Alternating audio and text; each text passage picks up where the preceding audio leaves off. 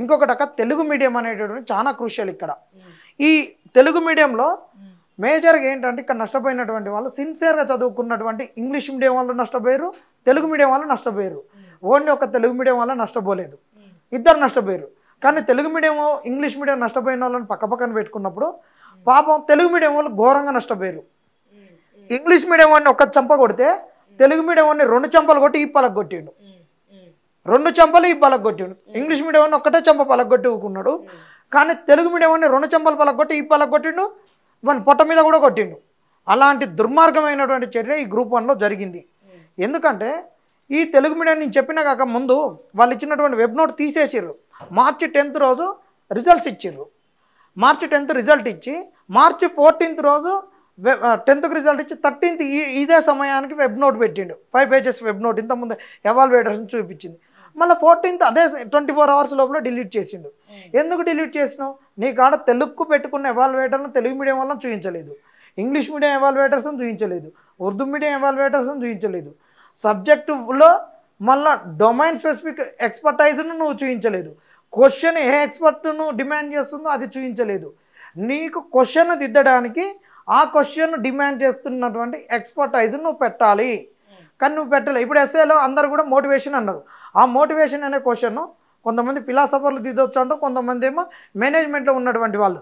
ఇప్పుడు నీ దాంట్లో వర్కర్స్ ఉన్నారక, వాళ్ళకి మోటివేషన్ కావాలంటే కొద్ది శాలరీ ఎక్కువ ఇవ్వడమో, ఇది సమ్మర్ కాబట్టి వాళ్ళకు జ్యూసులు తెప్పియడమో, నీ బండి ఒక ఏసీ వెహికల్ ఇప్పియడమో, ఇలా ఒక మోటివేషన్ అనేటటువంటిది ఉంటుంది. ఇలాంటి మేనేజ్మెంట్ వాళ్ళు దిద్దొచ్చు, ఫిలాసఫీ వాళ్ళు దిద్దొచ్చు. ఇట్లా నువ్వు ఎవరిని పెట్టుకున్నావు? పుట్టిన జనరల్గా ఎస్ఏ దిద్దడానికి అని తీసుకొచ్చి ఎవరిని పెట్టేసాడు? మళ్ళీ నీకు ఎస్ఏ కరెక్షన్ చేయడానికి ఫస్ట్ లింగ్విస్ట్ ఉండాలి, ఇంగ్లీష్కి ఇంగ్లీష్ లింగ్విస్ట్ ఉండాలి, తెలుగుకు తెలుగు లింగ్విస్ట్ ఉండాలి, ఉర్దూకు ఉర్దూ లింగ్విస్ట్ ఉండాలి. ఎందుకంటే భాష యొక్క నిర్మాణము ఏ విధంగా చేస్తుండు, వాక్య నిర్మాణం ఏ విధంగా ఉంది, సామాన్య వాక్యం, సంయుక్త వాక్యం, సంశ్లిష్ట వాక్యాలను ఏ విధంగా పొందుపరుస్తున్నాడు, వాక్య విరుపు ఏ విధంగా ఉంది, ఎన్ని పదాలకు వాక్యాన్ని విరుస్తున్నాడు, ఏ విధంగా మనకేంటంటే ప్లెయిన్ ఇంగ్లీష్ అనేది ఇంపార్టెంట్, ప్లెయిన్ లాంగ్వేజ్లో రాయడం అనేది ఇంపార్టెంట్. జీవోలు తయారు చేసేటప్పుడు దీన్ని గందరగోళంగా చేసి నువ్వు చేస్తే ఏమవుతుందంటే రేపటి నాడు నువ్వు ఒక జీవో తయారు చేసినప్పుడు ఆగమాగంగా నీకు లాంగ్వేజ్ మీద పట్టుందని ఒక నువ్వు షేక్స్పియర్ లెక్కను, ఇంకోళ్ళ లెక్కను, కవిత్వం లెక్క నువ్వు భాషను తిప్పి మాల్పి రాసినావు అనుకో, అప్పుడు ఏమవుతుందంటే ఆ జీవోను కనుక కోర్టులో పెట్టినప్పుడు ఆ జీవో ఆధారంగా వాళ్ళు ఛాలెంజ్ చేసినప్పుడు ఆ భాష ఆధారంగా స్టైలిస్టిక్స్ ప్రకారం ఇబ్బంది అవుతుంది. కాబట్టి జడ్జీలు స్టైలిస్టిక్స్ ఎక్స్పర్ట్స్ ఉండరు, భాష పైన వాళ్ళకి పట్టవసరం లేదు. ఏది న్యాయం, ఏది ధర్మం, ఏది ఎవిడెన్స్ యాక్ట్ ఏం చెప్తుంది, బిఎన్ఎస్ ఏం చెప్తుంది, బిఎన్ఎన్ఎస్ ఏం చెప్తుంది అనేది ఇట్లా చూస్తారు. కాబట్టి అందుకు లాంగ్వేజ్ ఎక్స్పర్ట్స్ అనేది very very important. First paper correction చేయాల్సింది వాళ్ళు, దాని తర్వాత కరెక్షన్ చేయాల్సింది ఆ సబ్జెక్టును కరెక్షన్ చేయడానికి. వానికి లాంగ్వేజ్ పైన పట్టు ఎంత ఉంది, విషయం పైన ఎట్లా పట్టుంది. లాంగ్వేజ్ పైన ఎట్లంటే వాడు చెప్పదలుచుకుంది వాక్య నిర్మాణంలో ఏ విధంగా చెప్పగలుగుతుండో, వాళ్ళ భావ వ్యక్తీకరణ ఏ విధంగా ఉంది, ఒక వ్యక్తిని కూర్చోబెట్టి ఏ విధంగా చెప్పగలుగుతాడు అనేటటువంటిది ఈ వ్యాస రచనలో, ఈ ఎస్ఏ రైటింగ్లో చాలా వాని యొక్క పర్సనాలిటీని చెక్ చేస్తాడు. ఇంకోటి ఏంటంటే ఇప్పుడు నీకు ఇంటర్వ్యూస్ అనేది లేదు, ఇంటర్వ్యూస్ అనేది లేనప్పుడు ఒక వ్యక్తి యొక్క వ్యక్తిత్వం, అతని యొక్క పర్సనాలిటీ, వర్బల్ కమ్యూనికేషన్ ఎంతవరకు ఉంది అనేటటువంటిది దాంట్లో చూడాలి. కాబట్టి ఎస్ఏ అనేది చాలా కీలకంగా ఉంటుంది. అంట్లోనే నీకు ఉన్నటువంటి ఆన్సర్ రైటింగ్లు కూడా అంతే ఉంటుంది. వ్యక్తీకరణ అనేది చాలా ఇంపార్టెంటు.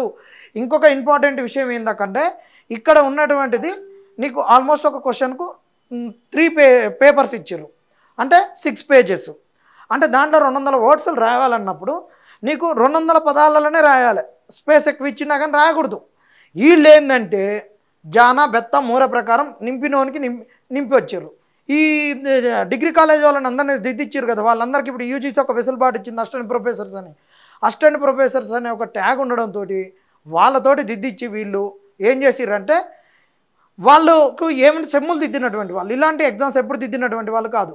వాళ్ళుగా ఈ వర్డ్ లిమిటు, ఆ క్వశ్చన్కు ఉన్నటువంటి కీవర్డ్ ఏం డిమాండ్ చేస్తుందో, అనాలిసిసా, క్రిటికల్లీ అనలైజా, తర్వాత ఎగ్జామినా, ఇలాంటివి ఏం పట్టించుకోలే. ఎంత ఉంది, జాన ఉందా, మూర ఉందా, బెత్త ఉందా, దాన్ని బట్టి మార్కులు వేసిర్రక.